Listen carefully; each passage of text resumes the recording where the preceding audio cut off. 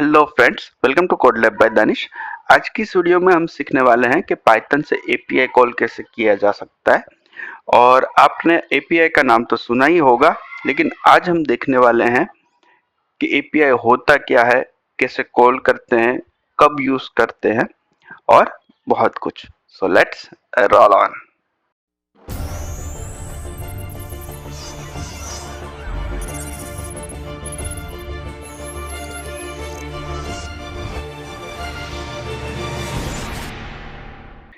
तो सबसे पहले समझ लेते हैं एपीआई होता क्या है।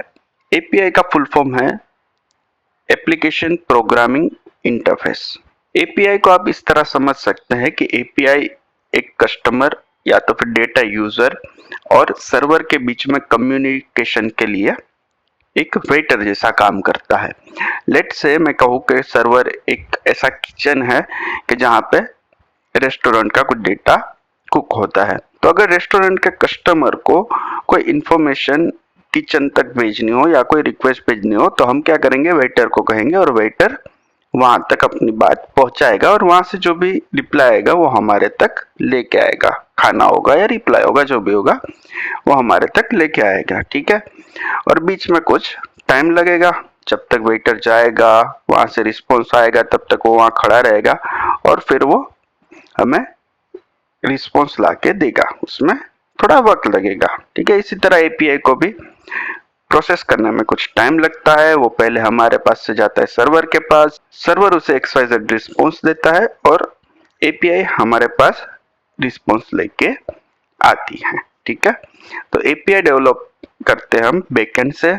ठीक है। सर्वर पे हम जेंगो से, फ्लास्क से, फास्ट एपीआई से एपीआई बनाते हैं और जिसको हम कहीं पे भी कंज्यूम कर सकते हैं। लेट से एंड्रॉयड एप्लीकेशन में एपीआई कॉल कर सकते हैं, पाइथन में एपीआई कॉल कर सकते हैं, रिएक्ट हो तो रिएक्ट के फ्रंट एंड में एपीआई को यूटिलाइज कर सकते हैं।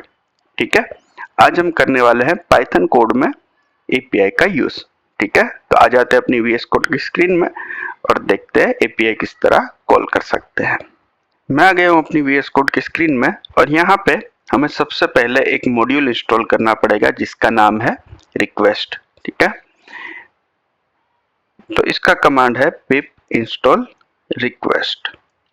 अब मॉड्यूल इंस्टॉल करना आप सबके लिए इजी होना चाहिए क्योंकि हमने प्रीवियस एक वीडियो में वर्चुअल एनवायरनमेंट के बारे में, मॉड्यूल कैसे इंस्टॉल कर सकते हैं, वो सब चीजें हमने देखी है। ठीक है। मैंने वर्चुअल एनवायरनमेंट एक्टिवेट कर लिया। अब यहाँ पे मैं करता हूँ पिप इंस्टॉल रिक्वेस्ट।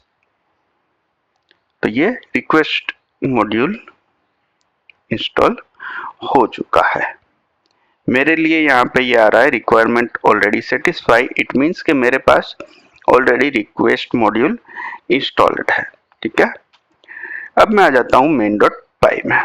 ठीक है। लास्ट टाइम का ये कोड है जिसमें हमने समझा था कि जेसन फाइल के साथ हम कैसे वर्क कर सकते हैं। ठीक है। तो यहाँ पे भी हम जेसन डेटा को पार्स करने वाले हैं। तो सबसे पहले मैं सारा कोड रिमूव कर देता हूँ। डेटा जो जेसन की हमें रिक्वायरमेंट नहीं है क्योंकि हम फाइल में से रीड नहीं करने वाले, हम एपीआई में से लाने वाले हैं। ठीक है। यहाँ पे सबसे पहले मैं इंपोर्ट करता हूँ रिक्वेस्ट लाइब्रेरी को जो हमने अभी अभी इंस्टॉल किया है। ठीक है। और एपीआई के लिए हम अभी यूज करने वाले हैं जेसन प्लेस होल्डर का। ठीक है। जेसन प्लेस होल्डर का ये डॉक्यूमेंटेशन है।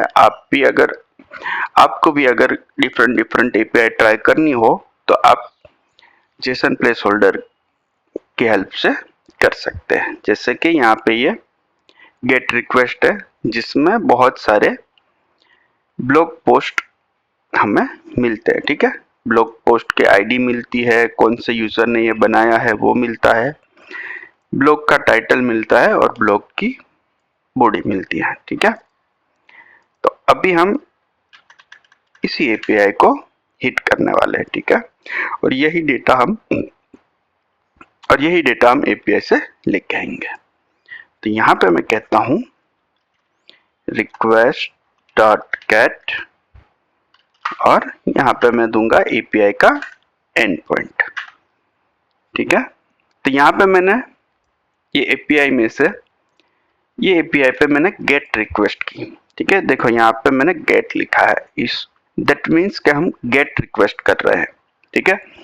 और यहाँ पे रिक्वेस्ट हम बहुत सारे टाइप की कर सकते हैं, जिसमें वाइडली यूज है गेट, पोस्ट, फैच और डिलीट, ठीक है। तो ये डिफरेंट यूज के लिए डिफरेंट यूज करते हैं हम। यहाँ गेट का मतलब है कि हम डेटा एक्सेप्ट करने वाले, हम डेटा इस एपीआई से लेने वाले हैं। पोस्ट हम कब यूज करते हैं, जब हमें कुछ डेटा सर्वर को सेंड करना हो, तब हम पोस्ट यूज करते हैं। और डिलीट जैसे हमें पता है कि कोई रिकॉर्ड अगर हमें डिलीट करना हो तो उसके लिए। और पेज जो है, पेज और पुट, वो हम मोस्टली एडिट के लिए यूज करते हैं, ठीक है। अभी हम यूज कर रहे हैं गेट, और गेट का जो भी रिस्पॉन्स आएगा वो इस रिस्पॉन्स ऑब्जेक्ट के अंदर स्टोर होगा, ठीक है। तो हमने यहाँ पे हम क्या कर रहे हैं कि वेटर को हम कह रहे हैं किचन में जा और ये डेटा लेके आ जा। कौन सा डेटा लाना है, तो हमने उसको यहाँ पे ये यूआरएल दिया है, इस चीज का डेटा लेके आना है उसको, ठीक है। तो वो जाएगा सर्वर के पास, उसको उस बीच में कुछ टाइम लगेगा, ठीक है। सर्वर तक जाएगा, सर्वर उसको डेटा देगा, उसके बाद वो रिटर्न आएगा, ठीक है। तो जब वो रिटर्न आएगा रिस्पॉन्स लेके, तो वो इस वेरिएबल के अंदर हमें डेटा लाके देगा, ठीक है। अब यहाँ पे मैं करवाता हूँ प्रिंट रिस्पॉन्स डॉट जेसन, ठीक है। ये क्या करेगा, हमें जो भी डेटा मिला है उसको जेसन फॉर्मेट में प्रिंट करेगा, और हमें साथ ही साथ एक रिस्पॉन्स कोड भी मिलेगा। प्रिंट स्टेटस कोड, देखो मुझे ये कोपायलट सजेशन दे रहा है, ठीक है। Respond dot status code.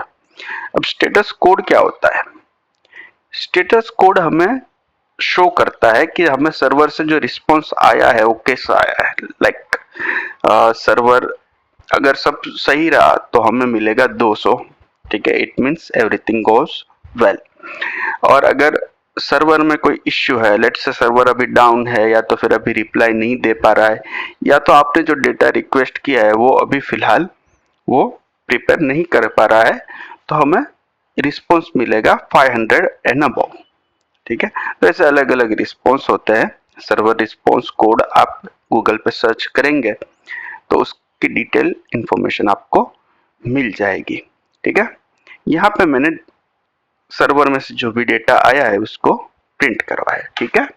तो चलिए इसको रन करते हैं और देखते हैं क्या हमें मिलता है। तो मैं कहता हूँ पाइथन main.py। तो यहाँ पे अगर आप देखो तो हमें ये सारा डेटा मिल चुका है, ठीक है। जो डेटा हमने यहाँ पे देखा था, ये सारा डेटा हमें पाइथन के अंदर मिल चुका है। साथ ही साथ हमने प्रिंट करवाया था रिस्पॉन्स कोड, ठीक है। तो हमें रिस्पॉन्स कोड मिला है 200, it means everything is working fine, ठीक है। अब यहाँ पे मेरे पास ये सब डेटा आ गया है, ठीक है। इसको मैं डिक्शनरी की तरह से यूज कर सकता हूँ। लेट्स से मैं कहूँ response dot JSON, let's say मैं कहूँ for post in response dot JSON print post dot post ID, और टाइटल अगर मैं प्रिंट करवाऊँ इस तरह से। देखो ये क्या है, एक लिस्ट है, लिस्ट के अंदर एक एक डिक्शनरी है। तो मैंने फॉर लूप लगाया है ये पूरे डेटा पे, तो मुझे एक लूप में एक डिक्शनरी मिलेगी। तो उसमें से मैंने टाइटल और आईडी, ये आईडी और ये टाइटल प्रिंट करवाया है, ठीक है। अब अगर मैं इसको रन करता हूं तो मुझे सिर्फ सॉरी, ये तो नो को मुझे करना है कमेंट। और अब अगर मैं रन करूं तो मुझे सारे पोस्ट का आईडी और उसका टाइटल देखने को मिल जाएगा, ठीक है। तो इस तरीके से हम पाइथन में से एपीआई कॉल कर सकते हैं और डेटा गेट कर सकते हैं। यहाँ पे हमने डेटा गेट किया, ठीक है। इसको मैं कर देता हूँ कमेंट, इसको भी मैं कर देता हूँ कमेंट। अब हम देखेंगे कि अगर हमें डेटा पोस्ट करना हो तो हम किस तरह कर सकते हैं। ठीक है, देखो यहाँ पे मुझे सजेशन आ ही रहा है। ओके, कोपायलट ने सारा काम करके दे दिया। ठीक है, अब देखो यहाँ पे मैं कह रहा हूँ रिक्वेस्ट डॉट पोस्ट। पहले हमने क्या किया था, गेट किया था, अभी हम कर रहे हैं डॉट पोस्ट। और कौन सी यूआरएल पे डेटा भेजना है वो हम बताएंगे, और क्या डेटा भेजना है वो हम बताएंगे। ठीक है, तो हम यहाँ पे भेज रहे हैं टाइटल, बॉडी और यूजर आईडी। ठीक है, अब कौन सी एपीआई कौन सा डेटा रिसीव करेगी ये हमें एपीआई के डॉक्यूमेंटेशन में मिलेगा, या तो फिर जो भी बैकएंड डेवलपर आपकी टीम में होगा वो आपको बताएगा कि कौन सी एपीआई में कौन सा डेटा आप सेंड कर पाओगे, या तो क्या क्या कीज है।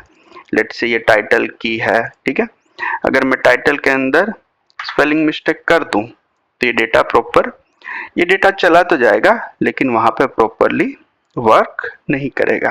ठीक है, तो इस तरीके से या तो फिर हमें रिस्पॉन्स कोड में 200 नहीं मिलेगा, कोई ना कोई एरर आ जाएगी अगर मैं सही से की सेंड नहीं करता हूं तो। ठीक है, ये डिपेंड करता है किस तरह बैकएंड हैंडल करता है उसके ऊपर। ठीक है, अब अगर मैं इस पाइथन फाइल को रन करता हूं तो ये पाइथन फाइल क्या करेगी, इस यूआरएल पे ये डेटा भेज देगी और जो भी रिस्पॉन्स आएगा वो हमें यहाँ पे प्रिंट होके मिल जाएगा। तो आप देख सकते हो कि अब की बार हमें रिस्पॉन्स कोड मिला है 201, और अगर मैं देखो गूगल पे सर्च करूं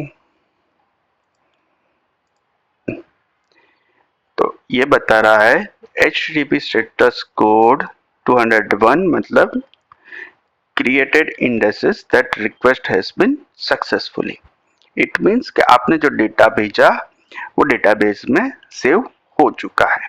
ठीक है, और इन रिटर्न इसने मुझे ये डेटा सेंड किया है। स्टेटस रिस्पॉन्स क्या दिखाता है कि सब प्रोसेस किस तरह हुई और या कोई एरर आया या नहीं, वो चीज हमें स्टेटस कोड डिनोट करेगा। ठीक है, और ये रिस्पॉन्स डॉट जेसन क्या है कि जो डेटा हमें सर्वर ने भेजा, जो वापस भेजा डेटा सर्वर ने, वो हमें यहाँ रिस्पॉन्स डॉट जेसन में मिला। तो हमने जो भेजा था टाइटल फू, बॉडी बार और यूजर आईडी 1। ठीक है, तो ये रिकॉर्ड सेव हो गया है और उसकी आईडी बनी है 101। ठीक है, तो इस तरीके से हम पाइथन में गेट रिक्वेस्ट और पोस्ट रिक्वेस्ट कर सकते हैं। तो इस वीडियो में हमने सीखा कि हम एपीआई में गेट रिक्वेस्ट और पोस्ट रिक्वेस्ट किस तरह कर सकते हैं।